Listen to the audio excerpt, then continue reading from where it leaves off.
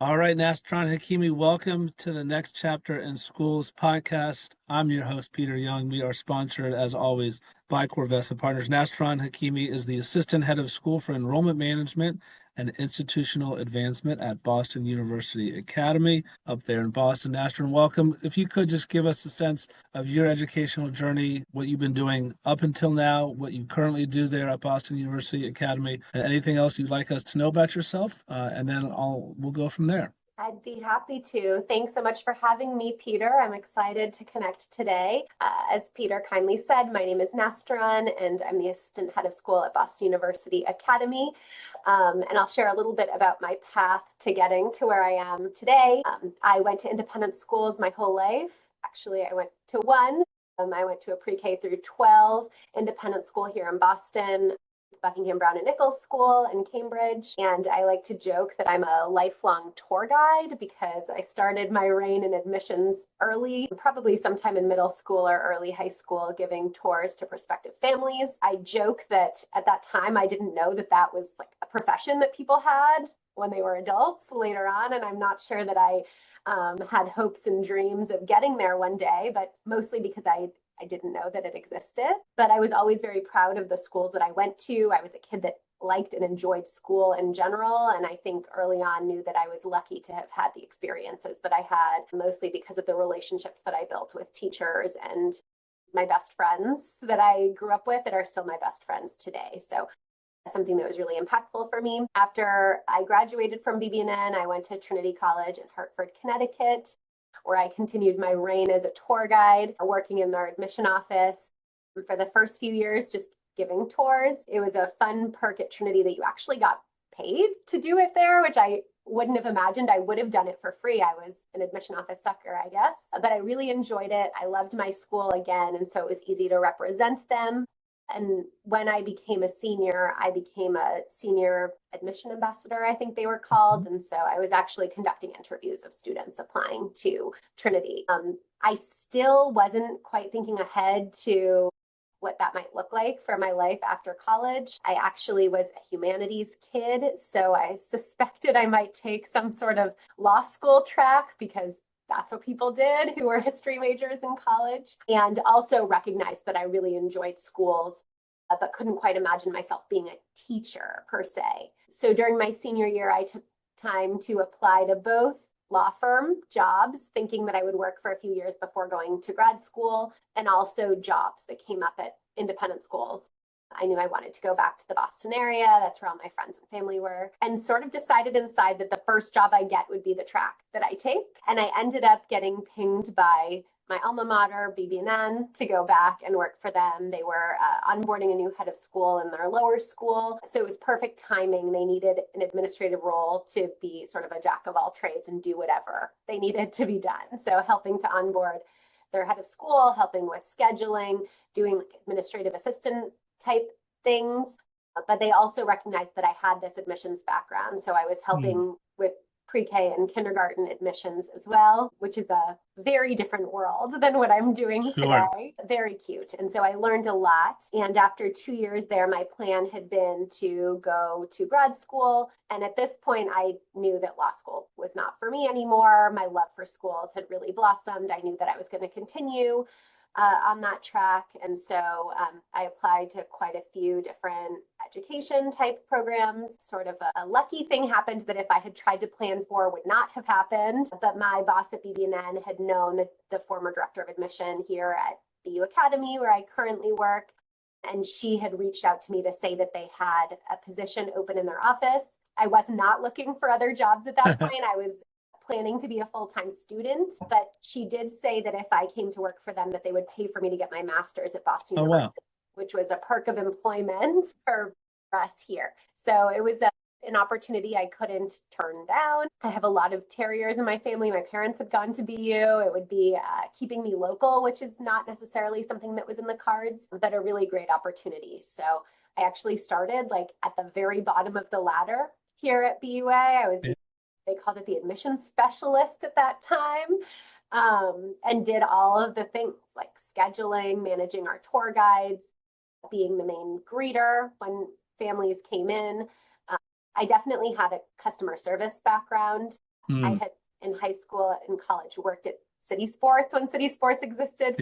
I remember that. Folks, and I was the greeter in the store. So I was used to being a smiling bobblehead, which I think should be a resume requirement for Yeah. folks working in admissions. And I sort of worked my way up the ladder accidentally during my time here. I soon became the associate director of admission, and then our director went on maternity leave, so I became interim director.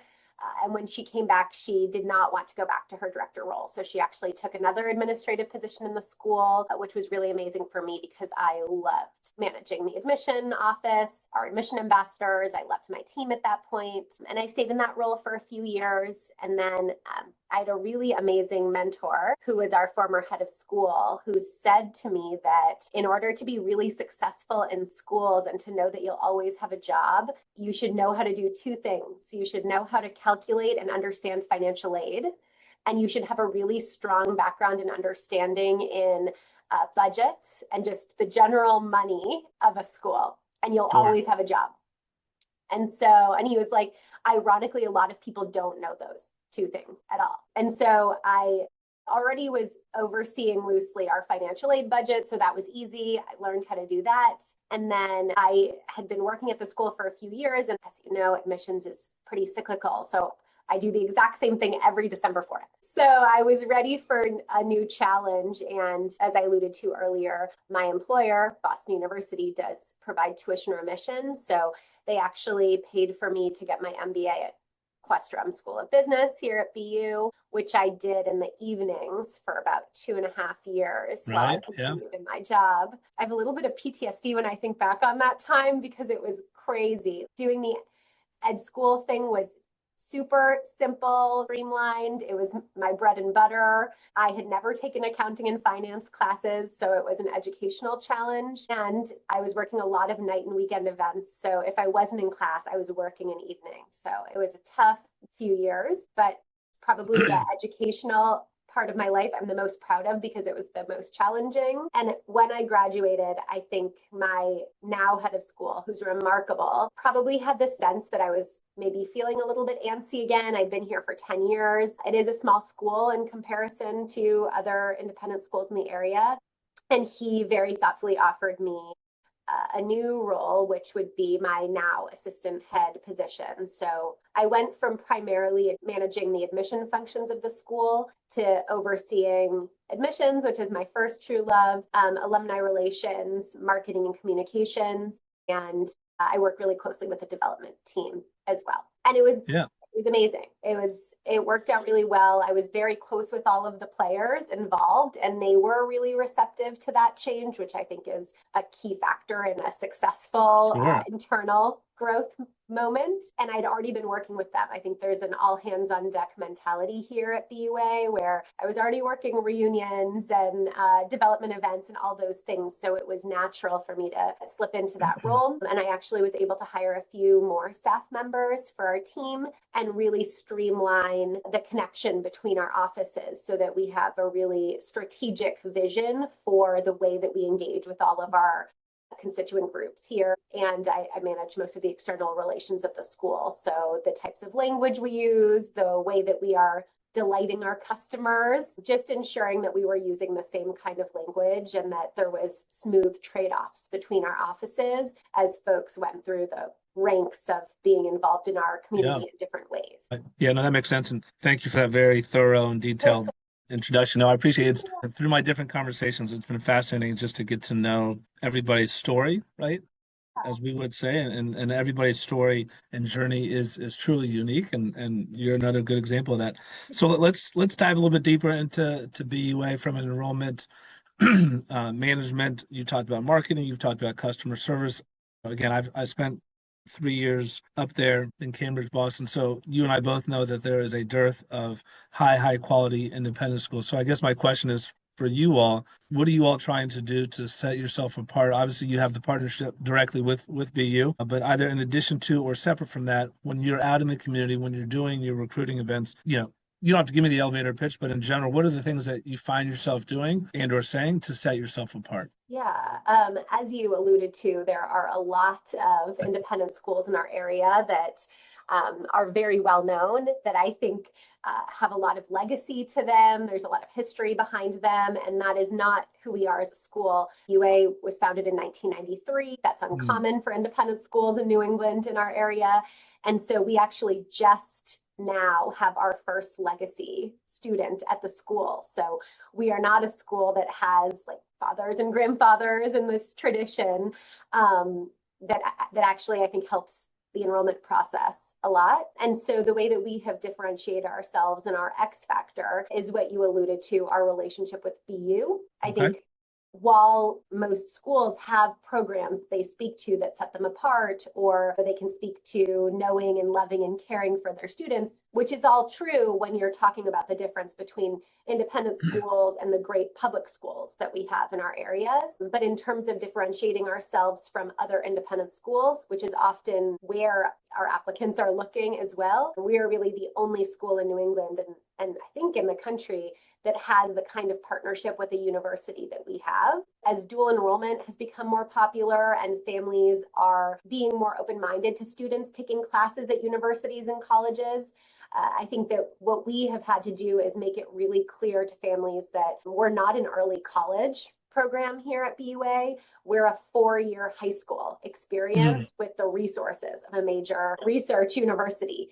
And that's what makes us unique, not the ability to take college classes. Right. So our kids are socially and community-wise high schoolers for all 4 years. Their friends are here. They do all of the traditional things you think of when you think of high school, but they also have a whole student support team and group of adults here that are guiding them to take real university classes. They accrue college credits. They're guaranteed admission to BU if they want to stay on. They do internships and labs. I think as the college admission landscape becomes more and more challenging and competitive, our program has become more and more attractive to families who like the idea of being able to accelerate and accrue college credits and minimize some of the anxiety around the college process, but still want their kids to be kids for 4 years, which is something that we deeply believe in too. So I think in some ways we have a leg up because our story is very clear and differentiated from our competitors. Right. And that is either the reason why you come to BUA or the reason why you don't come, which is also fine. And we are clear and transparent about that, because being on an urban campus, taking public transportation to school, sitting in a class with college kids, that might not be your dream. And that's okay too. I think there's a big population that does care deeply about that. And so we're not worried about the enrollment piece on that side. Yeah. Who doesn't love writing the tea, right? We love the tea. As the green line is closed right now for the next 15 days, I think these are the moments where we try to not talk about that aspect as much. But I do think that our kids develop a sense of independence and just being able to problem solve and these other skill sets that people don't think about when they're thinking ahead to high school that are super important. No, for sure. And I'm just curious, tangentially, geographically, where do you find yourself pulling students from? Actually, the interesting thing is that we are a day school, I should say, a small day school. So we don't have any kind of boarding components to our program, but we have kids coming from all over Massachusetts because of the emphasis of public transportation. So we have kids taking the commuter rail, the ferry, the train, the bus, and that makes it feasible for families. We also have a good population of students who are coming from pretty far away, but whose parents work in the city, which I just think is like part of the climate of Massachusetts. It's hard to buy homes close to the city, so people are moving further and further away. So we have kids coming from as far as like Andover and Canton and Swampscott, for folks who know the Massachusetts geography, to kids who walk across the bridge from Cambridge. We recruit in the city of Boston. We have a big geographic range of families, which is nice. Yeah, no, fantastic. You mentioned a little bit, obviously, about sort of from a marketing perspective, what sets you apart. You mentioned parents. I'm curious, like you said, some parents are saying yes, some are saying no, and that's fine. In general, though, and I've asked this question of a couple of folks that I've had on, what are you hearing from parents, either who are choosing BUA or not, but in general, what are they saying over these last couple of years and maybe looking ahead of what they're, quote, sort of looking for in the school, Nastaran, if that makes sense? Yes, I think that college is on people's minds. So it has always been the case in my time that you have folks that have been thinking about college matriculation lists since their kids were in second grade. That has been real for my whole tenure here, but feels much more real now as competition is fierce. And I'm amazed by the profiles of eighth graders that I'm seeing coming through. I think there's so much pressure to be doing so many things to set yourself apart because of whether it's real or perceived competition of getting into these schools, and the anxiety that exists around it, that didn't exist the way it does when I started at BUA 13 years ago. So I think that was exasperated during COVID.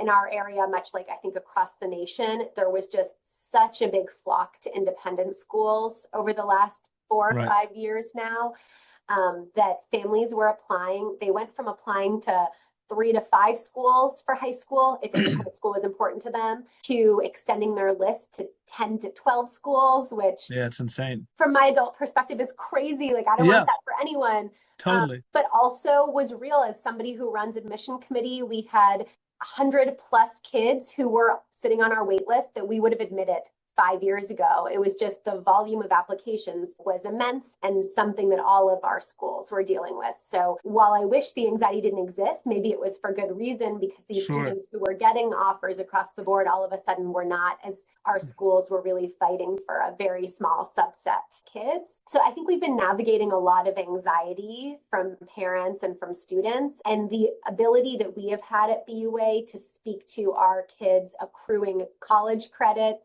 graduating with a BUA and a BU transcript, having a guaranteed college option if that is attractive to them, has been huge, because families now just went through the high school admission search process and know that it's hard and challenging. And so they are looking for this leg up and how their child is going to be differentiated down the road when they're looking to college. So I think that has become a much more important topic than it was 12 years ago. Like, we are talking about 5 years from now when a student is applying, whereas before we were talking about our soccer program and what your class schedule looks like in ninth grade, and those things come up too, but feel like much more of a tertiary thing. Like, families trust you that there's going to be a schedule and you're going to take all the classes and soccer is going to exist, and that somehow feels like a little bit less important on the whole. Yeah, no, I agree. And I have a daughter who's a sophomore in high school, and then a son who's in 7th grade right now. And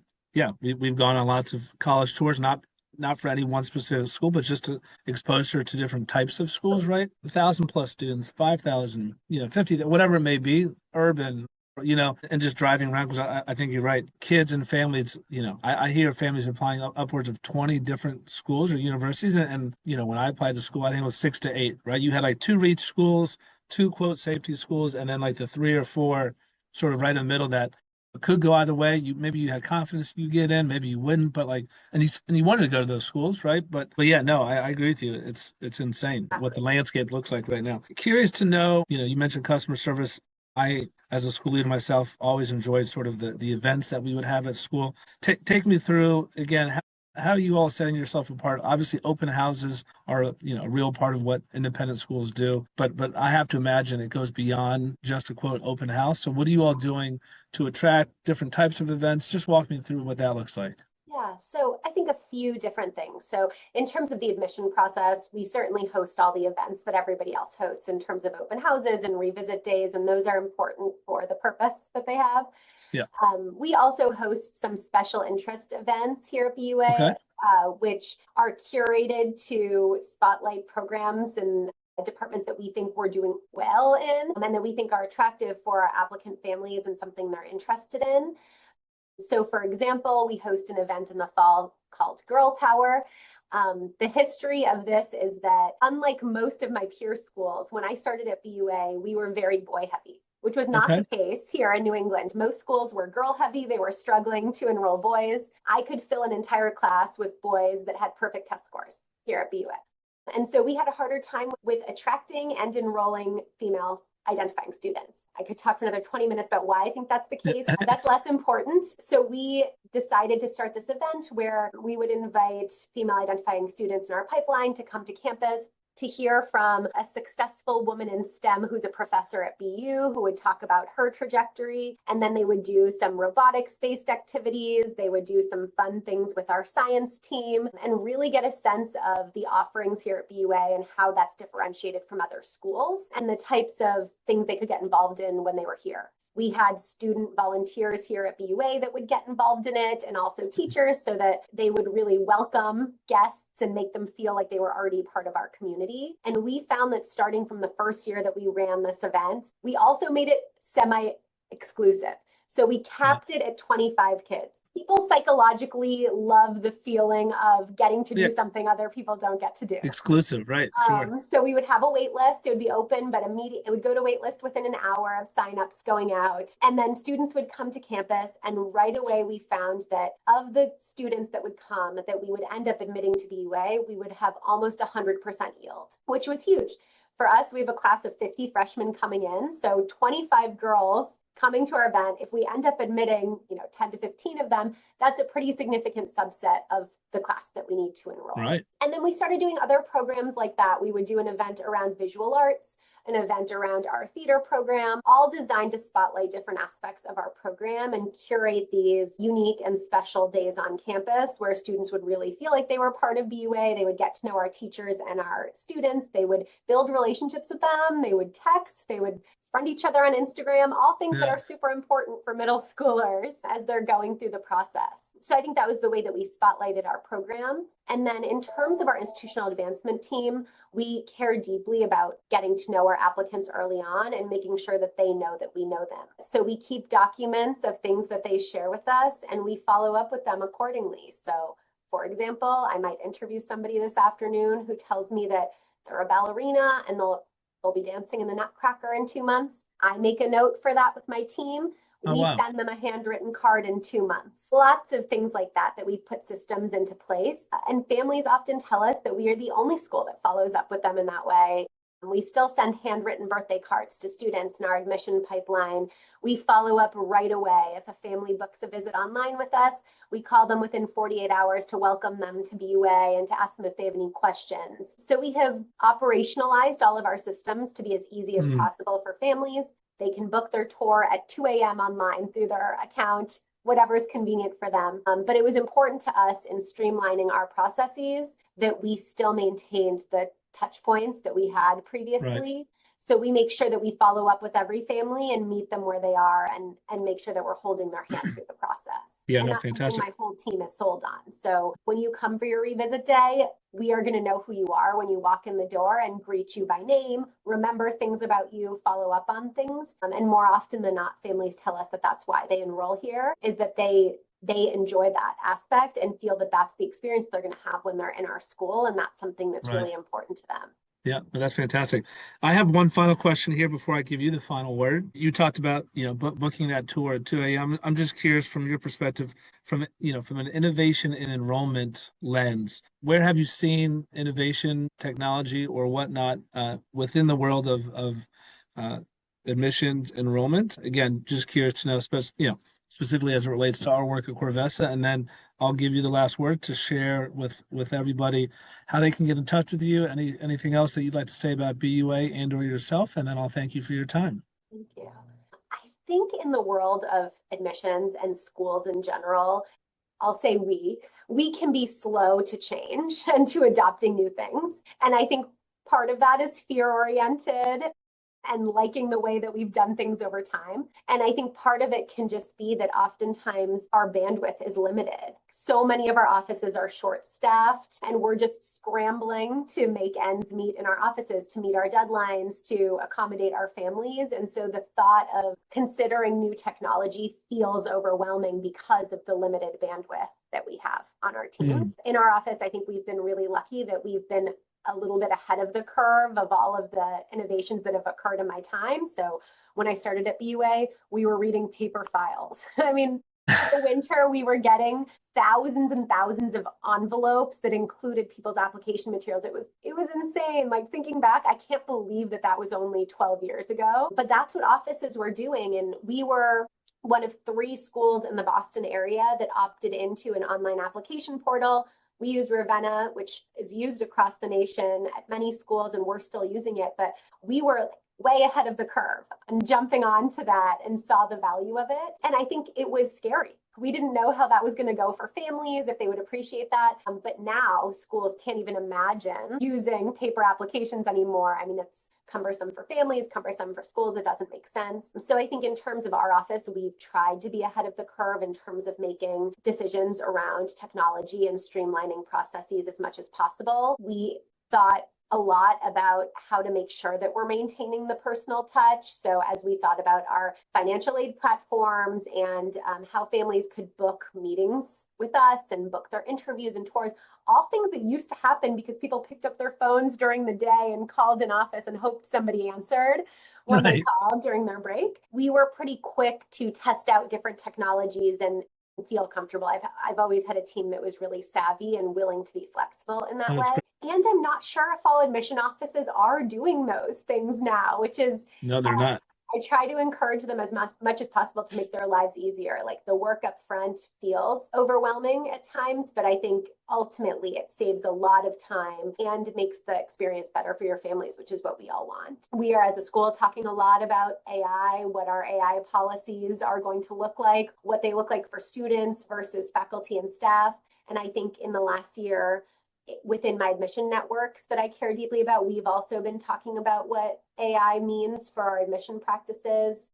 I think probably colleges will be first in terms of thinking about how maybe there can be like first looks at applications, how it can help us with our systems online.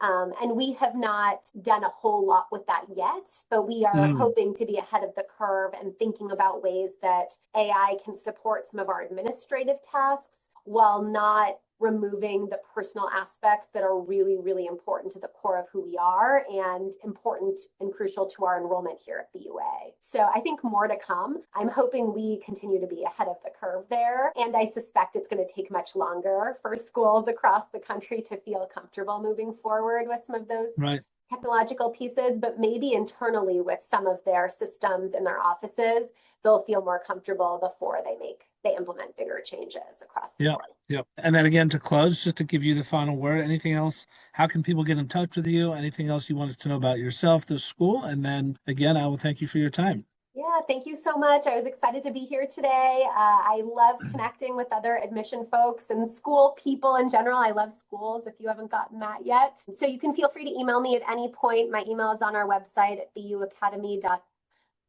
It's nrhakimi, HAKIMI at bu.edu. And I'd be happy to talk, brainstorm, meet. And if any families are on here that are curious about BUA, we're always happy to chat about our program too. We'd love to host you on campus if you're a local, and it would be our pleasure to get to know you. So I appreciate you having me, Peter, and hope to for again sure. in the future. Thank you. All right. Sure thing.